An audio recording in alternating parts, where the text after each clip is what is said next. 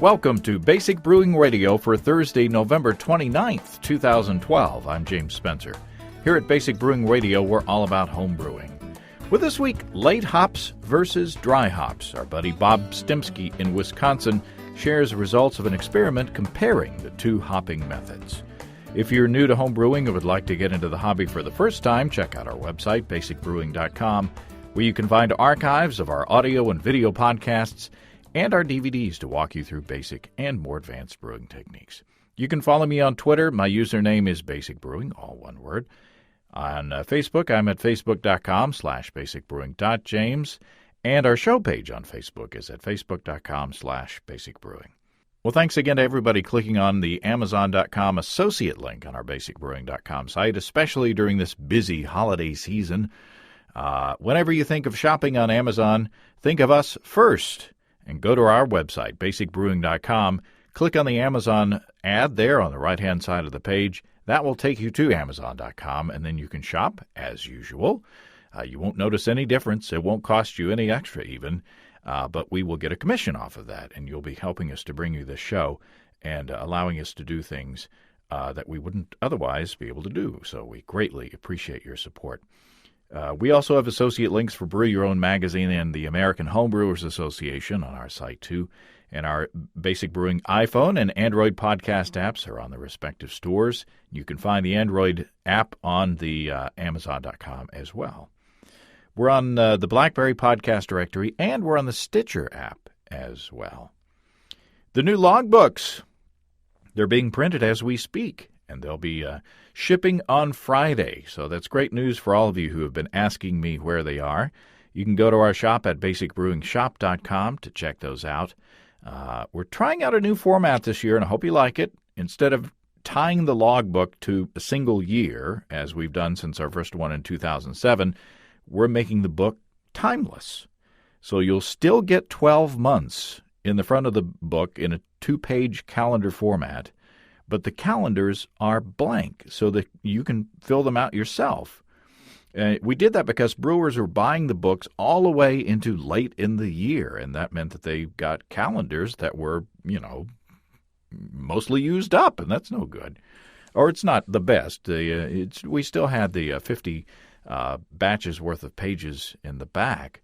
But with the new layout, you can start your brewing year at any time and still get a full 12 months worth of tracking fermentations and planning ahead for seasonal brew days. And to also help you on that, on the right-hand side of each of those months, we have a list or a place where you can put a list of goals. Say, if you want to brew a certain beer at a certain time, a certain month, you can put that as a goal on the right-hand side of the page, so that can help you keep track of those things. And we have a new feature for the book. On the inside cover, we've put a table of contents. I wish I had a nickel for every time that I've had to flip through, 2 or 3 logbooks to find a particular recipe or a particular brewing session, because, we've been doing this for a while. And with the table of contents, we'll be able to list each brew as you do them and see exactly which page they're on. So that should simplify things a whole lot. So go to basicbrewingshop.com and check out that the new format and let me know what you think. I already have a long list of brewers who have pre-ordered their books, so we greatly appreciate that. And we'll get those out in the mail on Friday. And don't forget to tell Santa.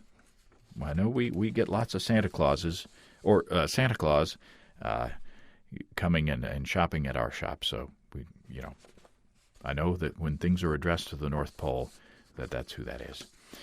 Steve Wilkes and I want to do another brewing disaster show before the end of the year, and we want to hear your brewing disasters. The year is drawing to a close fast, so we don't have much time to get those in. So if you could send in your story of a brew day gone bad and how you saved it or not, do that in the next couple of weeks. That would be awesome, and I'll have to work on some sort of prize lined up for our favorite stories. It's been a favorite. You guys seem to like the brewing disaster shows that we put together in the past, so we can't do it without you. So send us your brewing disaster stories to James at basicbrewing.com, or go to the contact page on basicbrewing.com. I'm in the process of editing an episode of Basic Brewing video that Steve and I shot on a metheglin that he brewed.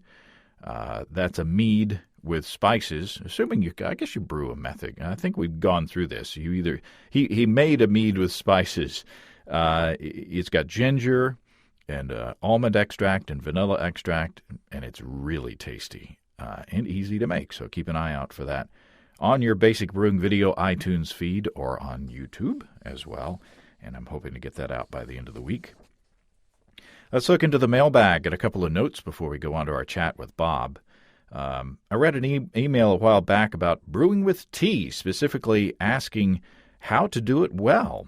Well, Andrew from the UK says, on the subject of brewing with tea, I got a medal at the UK homebrew competition recently with a Lap Sang Souchong Robust Porter. LSS lacks the subtlety of most Chinese tea. You actually get a very strong smoked taste. Andrew says, however, I believe my method for exploiting was a good one. Simply make a tea with it in hop bags and add the tea and the bags to the beer at the end of fermentation. Very nice. So that's apparently the judges liked it in that competition because Andrew got a medal. So I appreciate that very much. Andrew, I love simple solutions. Then there's this from our friend in Finland who participated in our chilling experiment. I called him Juhani, and I'm afraid I messed up, as I was afraid I would. He says, I did recognize my name, so you did okay on that one. It had the same number of syllables. But he says it's pronounced very much like you honey in English, except the U is short. And in Finnish language, the accent is always in the beginning of the word rather than somewhere in the middle. So would it be Juhani? Juhani? I hope that's somewhat closer. If not, I apologize again. Juhani. It's one of the wonderful things about having worldwide distribution through the internet is you get to talk to people from all over the world, but I get to show my Arkansas about not knowing how things are pronounced. But once again, I appreciate your participation in the experiment, Yahani, and I appreciate the help in pronunciation. I hope I got somewhat closer. If you want to help me pronounce stuff better, if you have anything else you want to say, drop me a line at james@basicbrewing.com or just use the contact form on basicbrewing.com. And please don't forget to send your disaster stories in the next couple of weeks. Now let's get on to our interview with Bob Stempski. Bob's been playing with hops. Well, Bob Stempski, welcome back to Basic Brewing Radio. Thanks for having me, James. I'm going to play this show after Thanksgiving, so how was your Thanksgiving? It was wonderful. I think we're going to stay home at the last minute. I think we did. Yeah, I can't remember.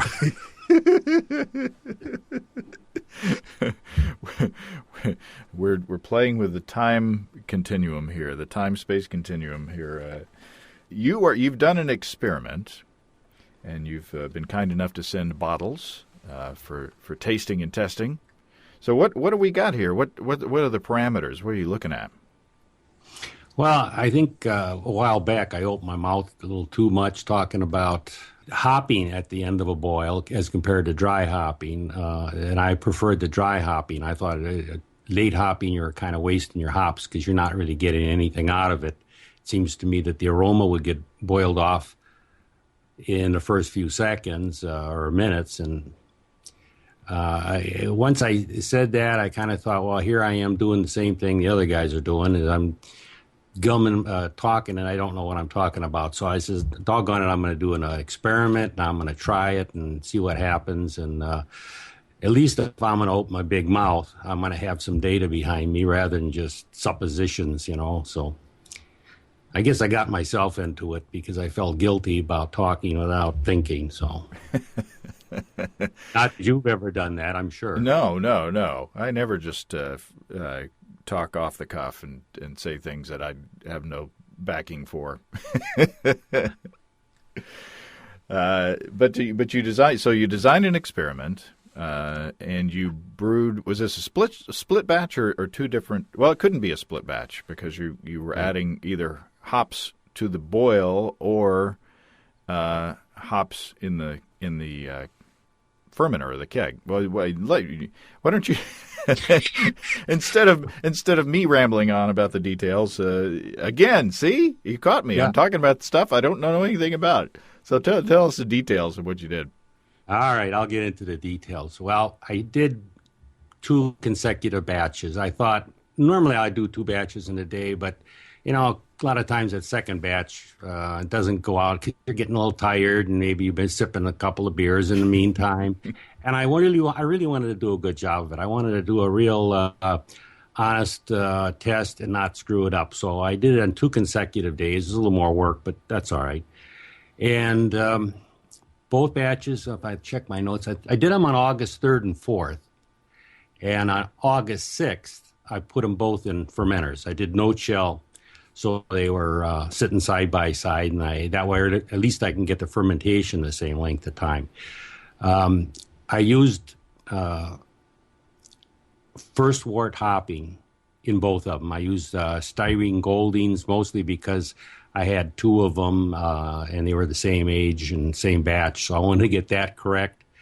So I first wort hopped them, and then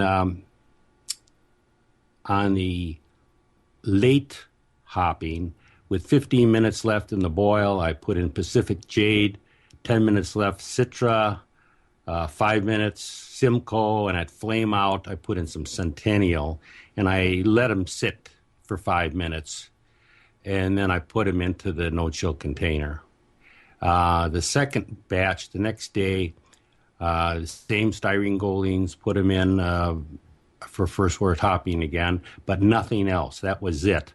I just put it right into the no-chill container, and then 2 days later, I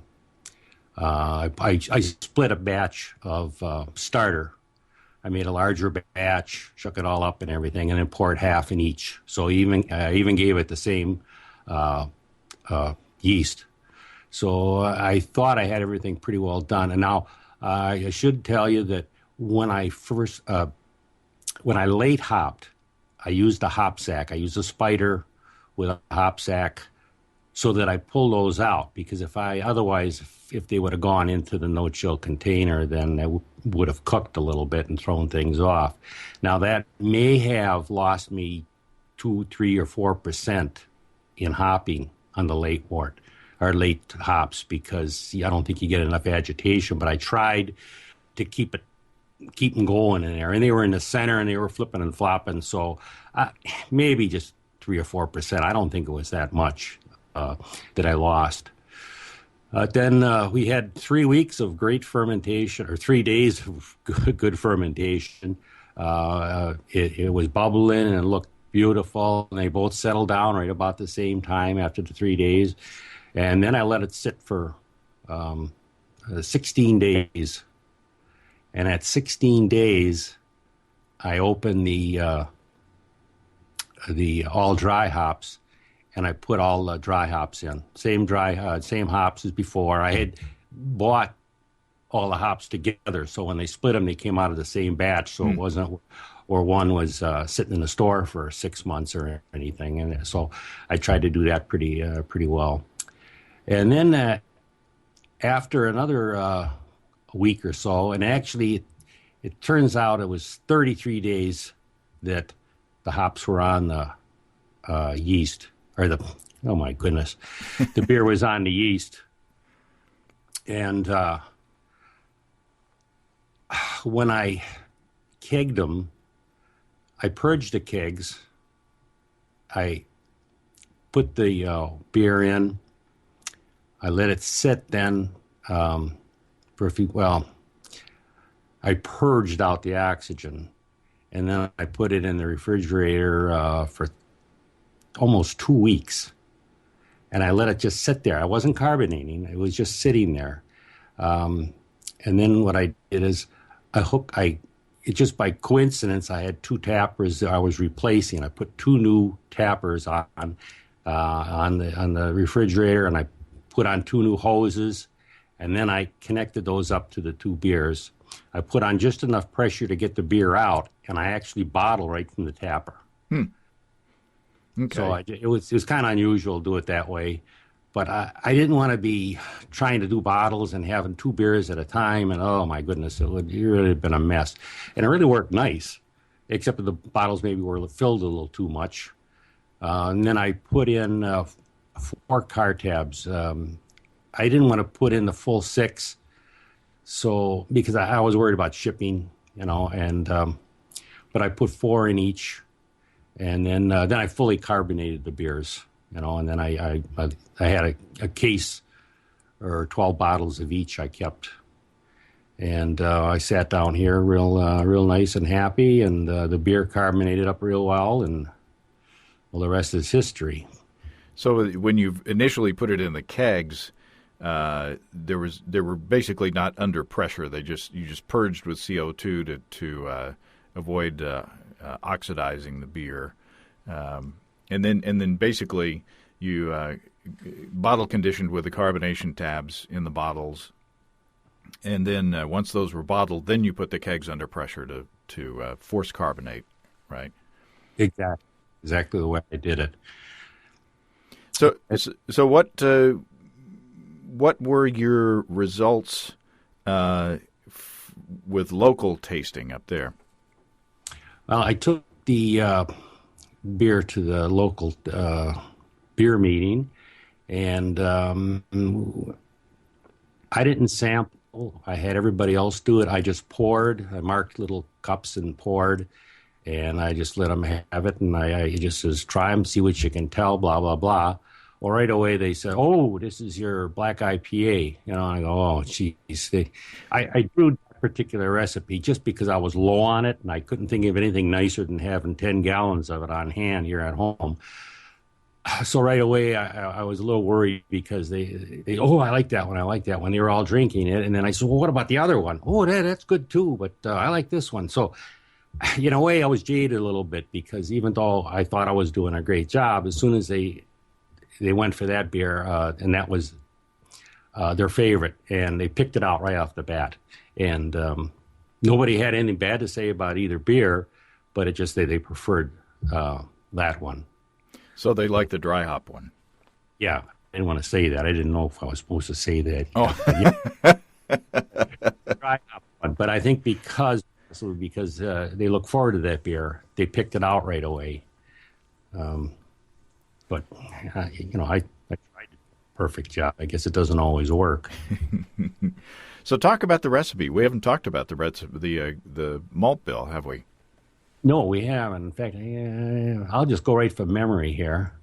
I'll read them off to you. These are in pounds because I haven't got around to converting them. But it's 11.5 pounds of common two-row, 1 pound of peated malt, so it's peat smoked, 1 pound of Breese Extra Special, 1 pound of Breese Midnight Wheat, 1 pound of Caramel 120, 1 pound of biscuit, half a pound of Carapils, and 1.5 pounds of table sugar.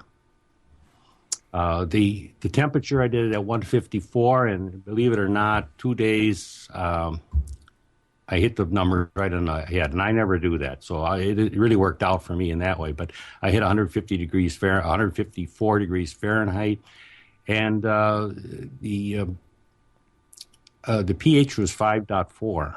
So that was pretty good, too, on both of them. I've kind of finally got a magic mixture of 2.5 gallons of city water and 2.5 of my well water, and it seems to come up pretty even then. Otherwise, I was quite high when I just used my own water.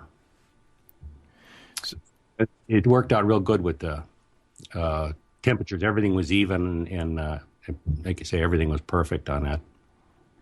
Well, we did you sent us bottles, and we had enough for a local tasting here, and I also sent bottles to Brad Sturgeon up at Monmouth College, so we have some lab data as well. And so last night I went to a bottling session of a lager that Steve Wilkes and our buddy Paul Morstad and I brewed a while back, and we were bottling the beer last night, and I brought your beers to taste, and gave them. You labeled in order to help. In order to help keep track of the tasting, you'll hear of the bottle that's labeled H. That is the one with the dry hops. So here we are. Here's Steve Wilkes and Paul Morstad tasting the beer. All right, here we are, about to have a bottling session at the house of Mr. Paul Morstad. Say hi, Paul. Hello. And with us is Mr. Steve Wilkes. Hi, James. Now, I've asked you to sample these two beers that come to us from our buddy Bob Stempski up in Wisconsin. And I've told you nothing else other than labeled one H because the bottle has an H on it. So thoughts? Who wants to go first? Well, the one marked, I don't know which one's marked H. No. This one's marked H. Okay, the one marked H is flat.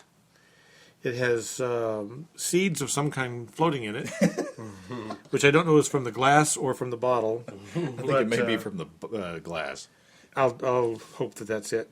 At any rate, it's flat, and it tastes kind of it's very rich. They're both rich beers, rich flavored beers, but it's a little thinner. The one that's carbonated, not H, is more roasty. It's more like a traditional stout. The one that's not carbonated actually has a little bit of a cidery taste to my palate. And I'm not really criticizing that, but it just kind of comes off that way to me. I tend to agree with Steve. The one that's flatter, that doesn't have as much carbonation, kind of has a different. There's more flavors coming across, maybe slightly stronger, but I think I prefer just the experience of the more carbonated non-H beer.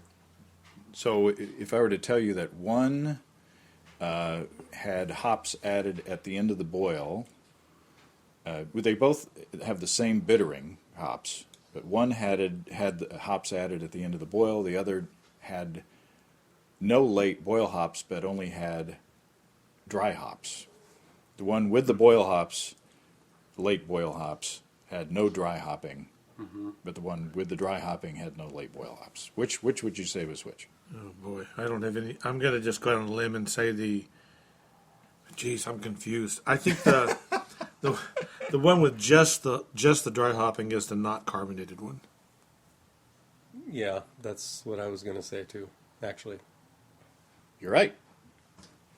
So, I mean, is there a difference in bitterness between the two? Maybe I should have asked that before then. Yeah, I think that there is. There is. The one that is more carbonated has a more traditional flavor, and maybe that's because the bitterness is coming through, that the balance is a little bit more in balance.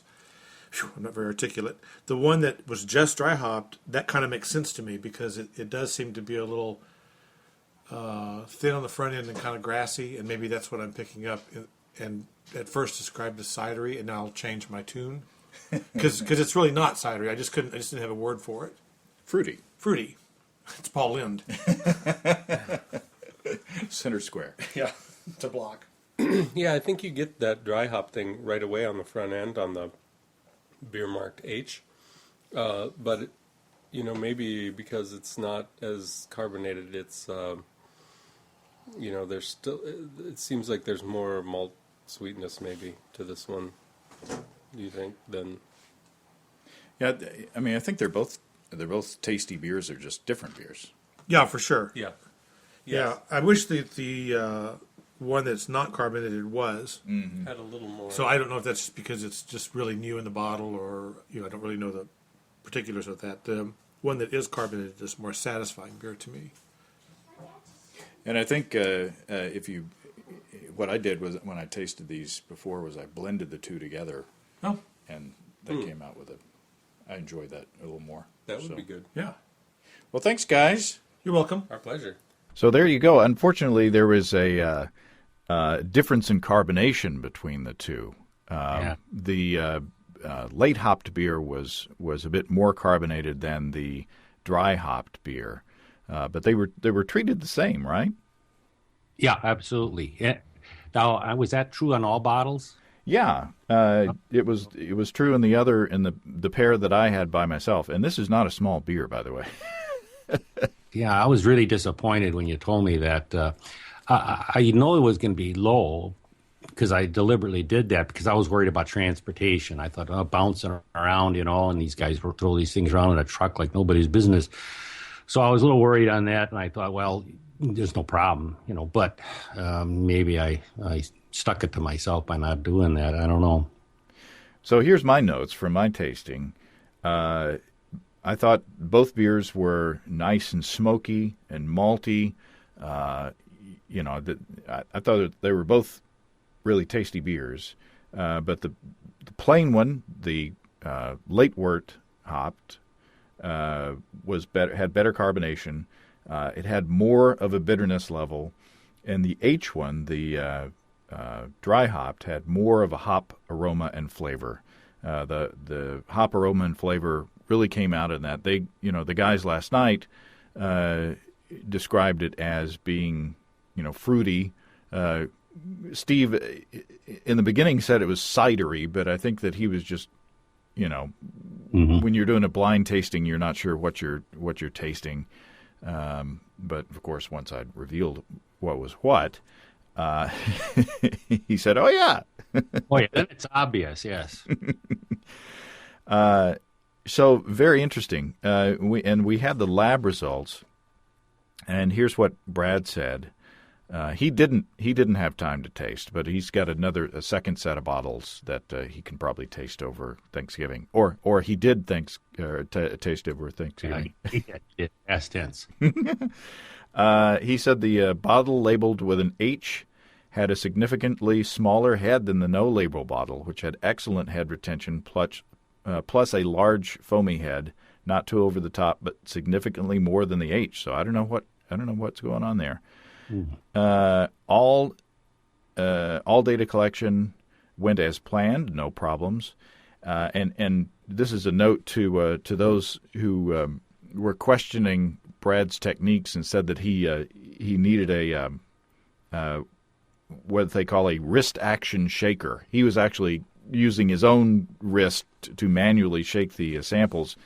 And people were calling him out on that, but he actually bought this expensive piece of equipment to mimic the action of shaking by wrist. But he says, loving the wrist action shaker. Tell your audience thanks for hassling me. I was working too hard without one. So there you go. You guys pestered him enough that he invested in a new piece of equipment. So the IBU results. The H, which was the dry hopped one, had an IBU of 42.4. The other one, the late hopped in the boil, had 49 IBUs. Oh, so hey. quite a significant difference. Now these were no chill batches, right? So if you remember yes. from the Australian National Homebrew Conference show, in my experiment with no chill versus standard chilling, the no chill did have a higher hop utilization, did have a higher IBU. So I guess the hop. I mean that I would like to also see.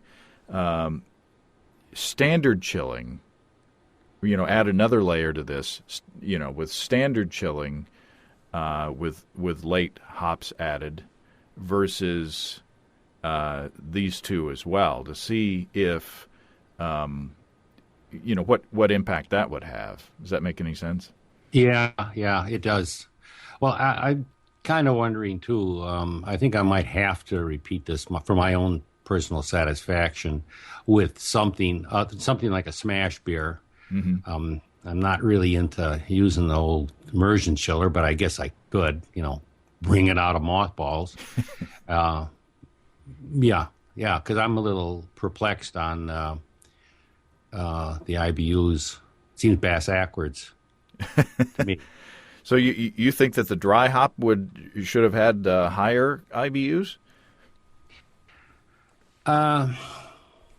Technically they should have the same. I mean, it's the same. Everything was so much that the pH was the same, the temperatures were the same. They were the same exact hops. I don't know why there would be a difference. Well, but you're gonna get better hop utilization when you boil. I mean, even if you're only boiling for 15 minutes, 10 minutes, and then 5 minutes. Yeah, that's true. That's true. You're talking the last 5 minutes. So, one of them was in there 15 minutes and the other one 10. So you're going to be losing aroma and gaining bitterness. And then you put it in the no-chill, so it had a longer period of time in contact with that hot wort as well. Yeah. So that's maybe that does balance out, right? Yeah. So that's why I would like to see. I mean, if you're going to do it again, it would be fun to do a standard chill method, so that those, especially the hops that you put in at flame out, so that they would have less contact with the hot wort, and then compare the two or three, of course. But one thing that I tried, and I mentioned it in the tasting with Paul and Steve, was I did a blend between the two, and that to me was, 1 + 1 = 3, because the nice solid base bitterness from the late wort hop with the nice aroma and flavor characteristics from the dry hop beer, both of those combined together, I thought was the superior beer, the superior combination. Yeah, I can see that 100%, because to my tasting, and because I have the kegs, and so on, and when I tasted them, and it was kind of a funny thing, because right away when I tasted these beers after they were fully carbonated, the late hopped beers was good right off the bat. The late hop was, in fact, right out of the fermenter, they were delicious, and the dry hopped was harsh. It was really hoppy. It was to the point where I didn't really care for it. But as time went by, I was testing every day, and within a week or two, the harshness was gone, and then you'd be pulling all the fruitiness and the hoppiness. Whereas the late hopped, I didn't have that, but yet I could taste more of the slight peat, and it was very mellow, and it was like two different beers. I really feel bad that your experience with the bottles didn't work as well, but to me, it was like I had two different beers on tap, even though they were side by side. It was two different, and I still prefer the fruitier one, the dry hop, but the late hop is a great beer, absolutely wonderful. And combining them, yes, that would be really a perfect beer. But in a way, then you're going back to what you always did. You put in your bittering hops, and then your late hops, and then you throw a couple of dry hops in at the end. So you're we're going back to the beginning. So the late wort hopped beer was more stable than the dry hopped beer as far as consistency over time. Oh, yeah. One thing I failed to mention earlier is when I did pressurize those kegs and purged them and let them sit for 2 weeks, when I connected up the tappers, I pulled off about a half of a beer pitcher full of each beer. I was trying to draw the sediment. That's the reason I let it sit there for that length of time, because there was a little bit of hop residue in the dry hopped, and I didn't want that to impart too much of a tang to the beer. So I waited that time. When it settled down, I opened those babies up full blast and try to create a nice suction to pull anything out. And then once that, I put it aside and I had that. But then I bottled. So hopefully, any sediment you got there was something from the sugar or like you say, from a glass. But When I tried those beers, the late hopped was beautiful right off the bat. As soon as I started drinking it, it was a beautiful mellow beer, even though that kind of a beer should sit probably for 90 days first. But as I said before, the dry hopped was really harsh at the first, and then within a week, 10 days, it had mellowed out, and then it became nice and fruity, and it was just two different beers. It was just glorious. I have a little bit of the late hopped yet, because I was favoring the other one, but it's a great beer right now. I'm loving it. It's amazing to me that the fact that the same ingredients, the same temperatures, the same pH, everything is the same, and it's just two different beers. And it's just one is late hopped and one is dry hopped. Right. So what do you take away from this? I mean, did it change what you were assuming going into it? Yes, it has changed my way of thinking. I realized that late hop additions add something different to a beer that dry hopping adds. And really, it's up to your individual tastes. But they're equal and they're the same, but they're different, because I have two different beers, even though everything is the same. And they're both enjoyable beers. Yes, I do prefer the dry hop, but I think that's a genetic thing or whatever. I just like that hoppier, fruitier thing. But I totally love the other one also. They're great beers. You know, it's really hard when you're doing beer, because let's face it, genetically we are different. You know, some people, broccoli tastes just absolutely terrible. Other people, it's fine. If you eat a lot of asparagus, you know, and you pee, some people, they oh my God, is that horrible? Other people, they don't have the problem. And it turned out it was genetics. So in beer tasting, we're kind of at a disadvantage, because we have the same beer and you like it and I don't, or vice versa. It could just be genetics, but you know, you got to go what you like. And I like the dry hop, but I'm not going to knock anybody that late wort hops, because the beers come out just fine. Maybe, there's a difference in fruitiness and all that, but it's a great beer anyway you look at it. Could it be that there's a middle ground, Bob? Could it be that... No. My way is right. Everybody else is wrong. Could it be... Could it be that there's room for compromise in all this, and that you can use a little of both to come up with something that's new and wonderful and has characteristics of both? Yes, I totally agree. Yes, the characteristics are both are a good combination. Really, like I was joking before, we're back to square one, because the old way of doing beer is you put in your hops, incremented them, and then after a couple of weeks you threw in your dry hops, and you had a great beer. Well, I guess it's back to that, you know, in a way, because you get the best of both worlds. Because as you said, you mix the two together, and wow, it's a super beer. It's the best way, but you know, depends what you like. Beer has been about 9.5%. I wish we got tested for that too. I'd be interested to find out. But the bricks, I think, were 21, and what the heck were they? Yeah, it was a big beer. Yeah. It was 21 or 22 or 26. No, not 26. That's a different beer. I think a session beer for you is like probably 9%. You don't make small beers.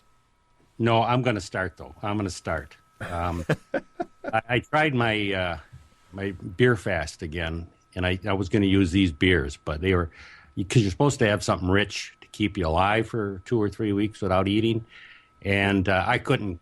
You know, by 9 o'clock in the morning, I was crawling. You know, I couldn't. So I had to put the beer fast on hold for a while. Yeah, I've run into people who are doing the beer fast, but they're lying on the side of the road. You got to be careful. all right on the first one, but the second one, the beers are just too powerful. I was thinking more body and everything, but the alcohol killed me. So I'm going to have to do something different. And plus the fact that you're right, people come over and they just stop in for a while and they don't want to get knocked on their butts because they got to drive home. Well, Bob, this has been fun. And I look forward to the next experiment or the next opportunity to get together. I aired the episode from Gorst Valley, or the video episode from Gorst Valley, walking around in the hop yard up there. That was cool. I wish you could have photoshopped me, though. I look like an old man. Why do you think I'm on the other side of the camera most of the time? I thought maybe it was reflection from the sunlight on the camera lens. Oh, you look great, Bob. Thank you.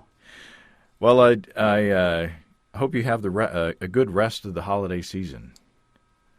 I hope to, too. I have a little bit of this beer yet, and then I have a beer that I made a big beer. I was making an Imperial Kolsch, and I had some honey sitting around here, about 10 pounds of it, so I added that to the Kolsch, which was already 11, 12, 13 pounds of grain. And then it came out of bricks 26. That's what it was. It was a 1.111 something. So when it got done fermenting with a regular Kolsch yeast, I added champagne yeast on top of it and started it up again. So it took a lot more sugar, and it just fermented away for 2 or 3 days, just like it was the first fermentation. So I'm really excited about that one. I'm going to try that in a few days as I keg it. And that'll take you well into the next year. Yes, it's going to be another sipper beer.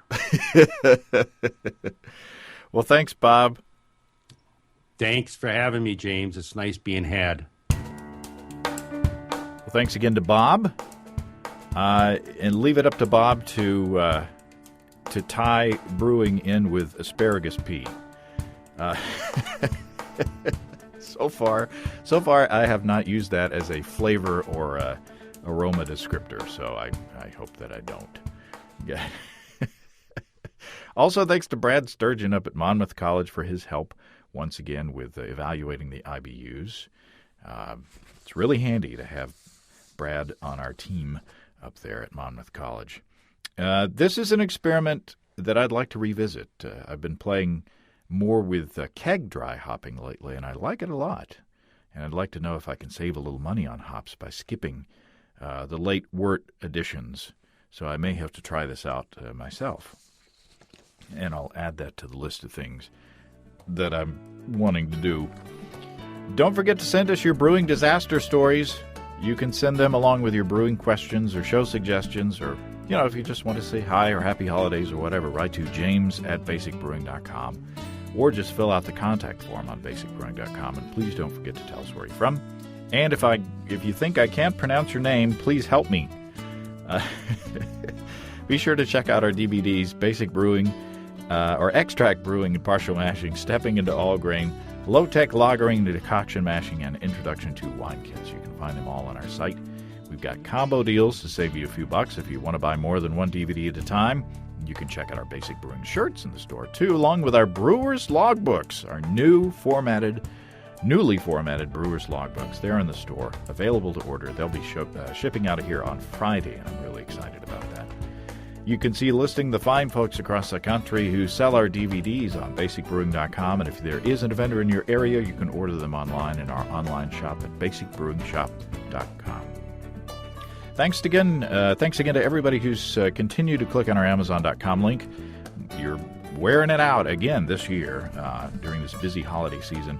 We greatly appreciate that. Our featured products this week that were purchased through the link are Sassy Newborn Gift Set and Amscope 40X to 2000X full-size 17-pound professional trinocular lab biological compound microscope with 3D 2-layer mechanical stage. Whew! Bet you can see some yeast with that. Thanks again, everybody. And remember, I can't tell who bought what, so no worries. Just click on the Amazon.com logo on our site the next time you feel like Amazon shopping. We greatly appreciate your support. Don't forget, you can also join the American Homebrewers Association and subscribe to Brew Your Own magazine through the associate links on basicbrewing.com. That's all until next week. Until then, thanks for listening, everybody. I'm James Spencer. Production help for Basic Brewing Radio and our website is provided by Kelly Dodds, our man in Austin, Texas. Basic Brewing Radio is a production of Active Voicing. We'll talk to you next time, everybody. So long.